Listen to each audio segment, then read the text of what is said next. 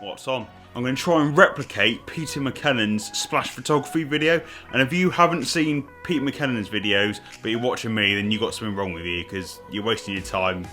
Go and watch his.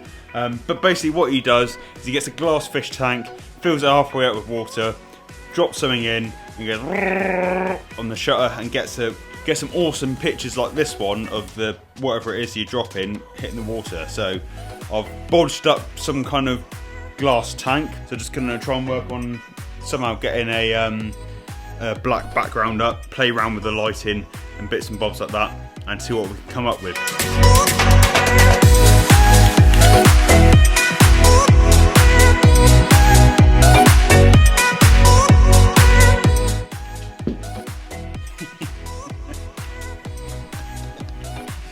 Thanks for the help, buddy. Yeah, right, okay. Should we drop you in the water? Make you splash? By no means is this going to be a pretty setup, especially not as good looking as Peter's was with his, his new amazing office and everything else he had to go with it. But as I'm sure you can appreciate, the times we're in right now with, everything that's going on and us being in lockdown, I'm pretty sure it's not an essential journey to go out and try and find stuff to do fish tank splash photography.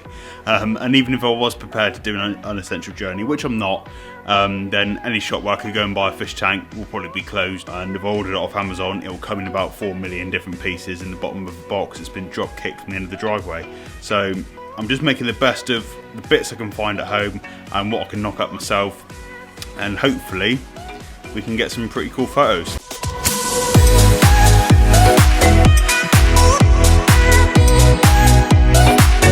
I'm going to turn the hose on now, so what could possibly go wrong filling a homemade tank full of water in my office? Oh well.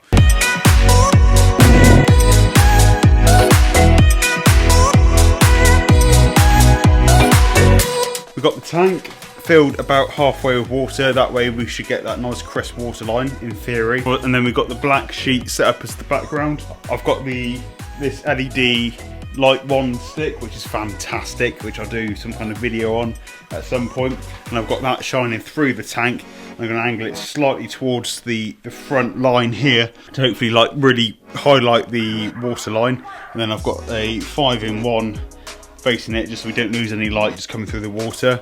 Then I've got the SL60 Godox with a softbox over the top. We'll see if the softbox is too soft and whether it can be bright enough to get the effect we want. If not, I'll take the softbox off.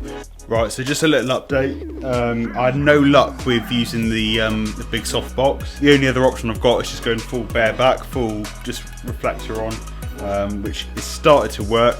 I've added this other softbox over here, and it's still the LED stick.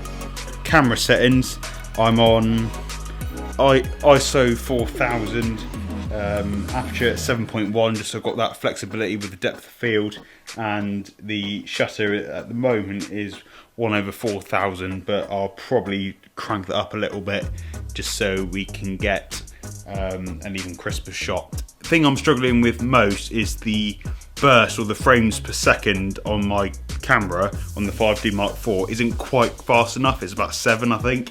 So I'm just getting it right at the top of the frame, right at the bottom, or just in that bit where it's splashing right in so you can't see what the item is. So it is just going to be in for the long run and just hope for the best.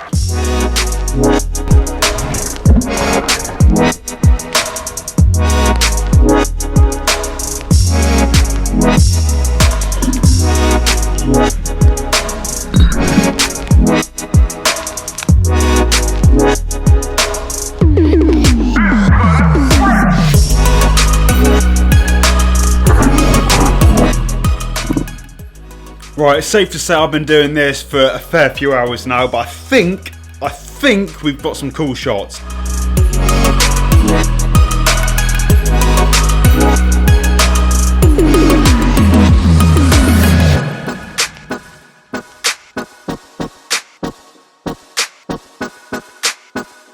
And if you did like this video, then hit the like button down below. And if you want to see more videos just like this one every single week, then why not hit subscribe as well. And I will see you in the next one.